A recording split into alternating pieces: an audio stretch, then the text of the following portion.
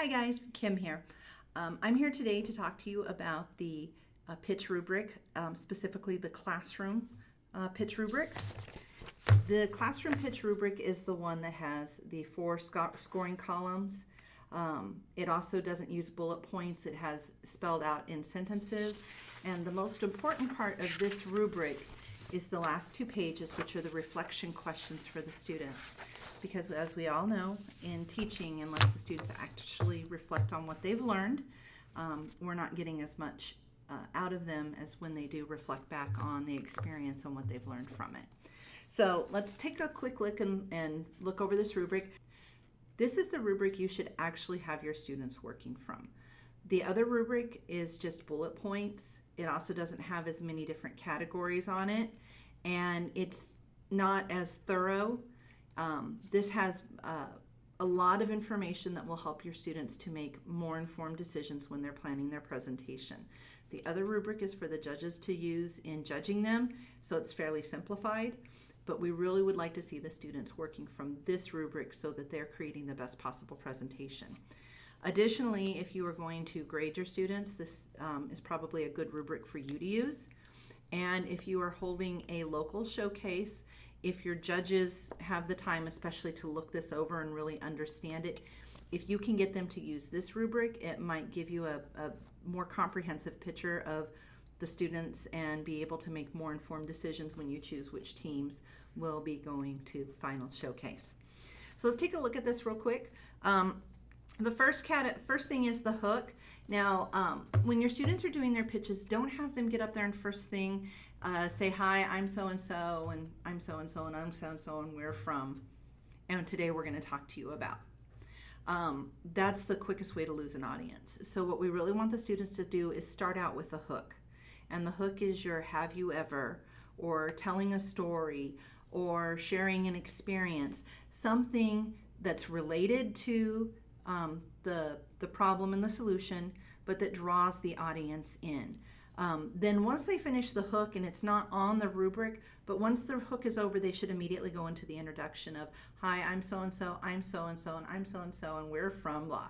And then the introduction leads right into the problem statement. Now their problem statement is their how might we question that they crafted.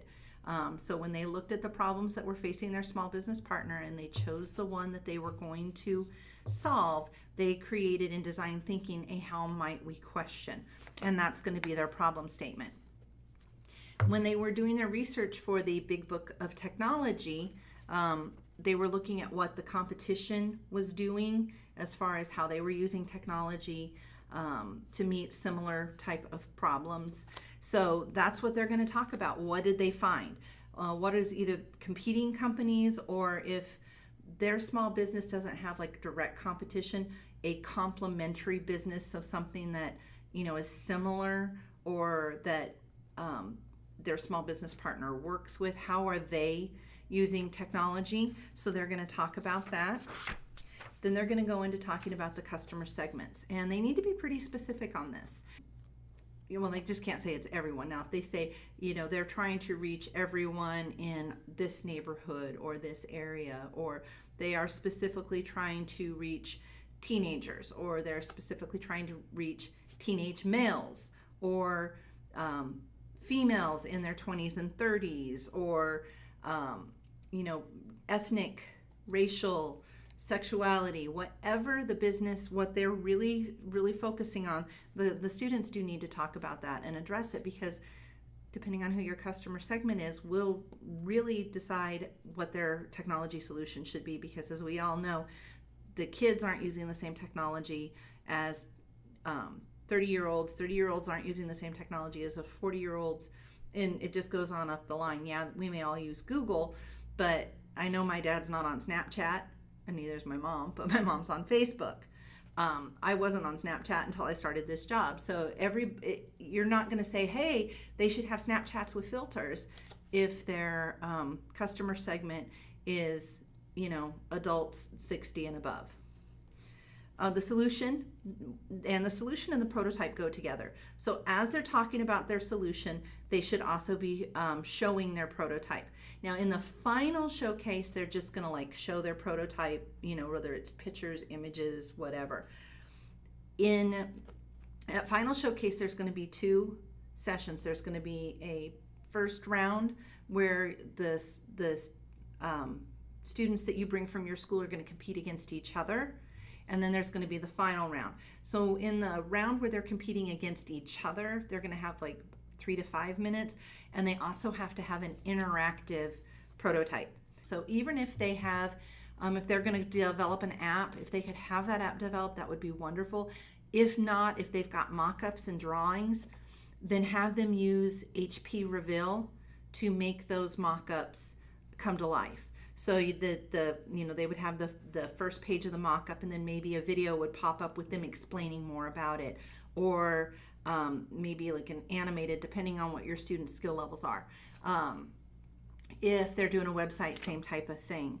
If they created a new, one of the things that we played around with is create the shoe that's hot and cold. If they have a model of that, so interactive, they can hold it, they can touch it, they can look at it, that works great. But we don't want anything flat, 2D. So just make sure that they do have a prototype that during the first round and during the gallery walk can be interactive. Then the question comes up of the WIFM, what's in it for me? And we're talking about the customers, because the solution needs to address concerns of the customers. So we need to make sure we answer that. How does our solution make life better for the customers? And additionally, the WIFM for the business. How does our solution make things better for the business? And then they need to address their SDG.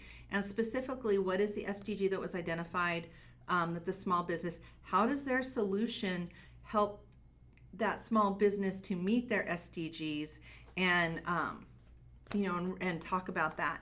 Then the UVP, unique value proposition. We're not really talking about the unique value proposition for the company specifically, but what makes their solution unique? How is their use of social media? How is their use of a website? How is their use of an app or VR? How is it unique from what's already out there that the competition is using, or from what the company was using before? And then the last part is the ask. A lot of people get caught up in this because they're used to watching Shark Tank, where they ask for money.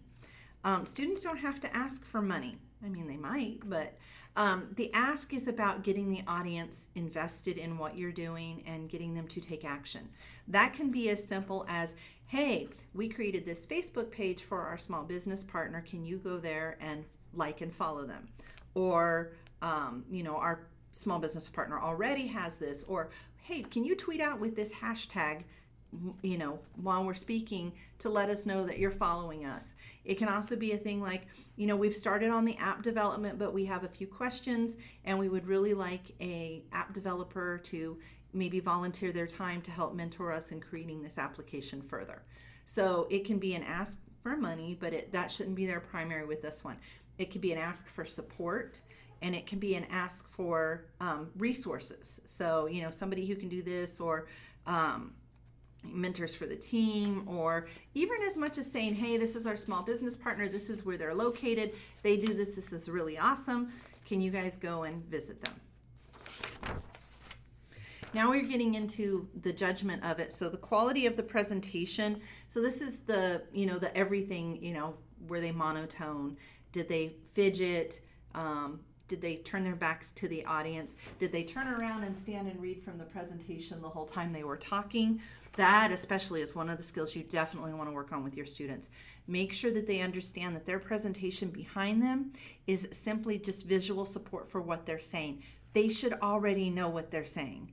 They shouldn't be reading it. They also shouldn't be repeating word for word what's on that. That should just be bullet points and quick words, not a whole lot of information. Keep the presentation simple, and I actually have some videos on pitch decks that we're going to show you that later on. But that is just to support. It's not, they shouldn't be doing this, and they shouldn't be reading from it verbatim, and what they're saying shouldn't be word for word what's on it, even if they're not reading it. So really talk to them about that presence, that using their voice. Sometimes you want to speak softer so that your audience is kind of leading in, and sometimes you really want to get excited, and sometimes you're going to slow your speech down because you're just trying to draw people in. And sometimes it's good to just pause. And sometimes you want to talk really, really fast, and sometimes you don't. So talk to them about doing the vocal variations and those different things that will help to make their presentation more engaging. Now, the originality of the pitch, it seems like this is really hard because they all have a rubric, they all have a slide deck that they should be doing. How can they be original? The originality can really come in how they're coming across, how they're relating to their audience. One of the things that you're encouraged to do, especially like with your local showcase, have the students research who your judges are going to be and have them turn their pitch towards that specific audience. So if they know that they're going to be judged by teachers, they would speak one way. And if they know they're being judged by administration or parents or members of the community, find out what they can about them and have them alter their pitch to meet those specifications of who their audience is, so that the pitch is more engaging to them. Just really, it's, it seems like it's hard to get original when everybody's got a rubric and everybody's got a pitch deck. But the students can show their unique personalities, and they can make it feel like the judges aren't sitting there watching the same thing over and over and over again. I mean, heck, you can use costumes, just different things, props, things that will not detract, not decrease the professionalism, but definitely make what they're doing memorable. And then, here's all the score. Down here on the bottom, we have time penalties. You can choose to use these or not. That is up to you. But if you do decide to use the time penalties, these are suggestions. Of course, all of this you can alter as far as like the point values and stuff to meet your needs. But as far as the general expectations, if we're keeping everybody on the same page, when we get down to the final showcases, your students will be better prepared. And as always, if you have any questions about the rubric, about the presentations, about their pitches, about making an interactive prototype, you can reach out to myself. You can reach out to Jonathan, to Brendan, to Alejandro, or to Khadijah. We're here to completely support you and your students. And don't forget, your students can contact us as well. So hoping you have a great day. Bye.